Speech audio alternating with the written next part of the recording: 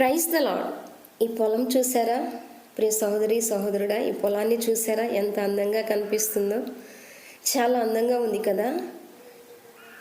ఈ అందం వెనుక ఒక రైతు కష్టం ఉందని మీకు తెలుసు, తెలియదని నేను చెప్పట్లేదు. కానీ ఈ పొలము ఇంత అందంగా కనిపించడానికి రైతు ఆ పొలాన్ని దున్నుంటాడు, వరి నాటు వేసుంటాడు, అది ఎండిపోకుండా నీరు కట్టుంటాడు, నీరు వేసుంటాడు దానికి. మన జీవితంలో కూడా మన ప్రతి సమస్యకు జవాబు రావాలని దేవుని దగ్గర ఎంతో ప్రార్థిస్తాము, నమ్మకంతో ప్రార్థిస్తాము. కానీ జవాబు రాలేదని, ఆలస్యం అవుతుందని దేవుని మీద కోపడుతూ ఉంటాము. కానీ రైతు అలా కోపడట్లేదు. చూసారా?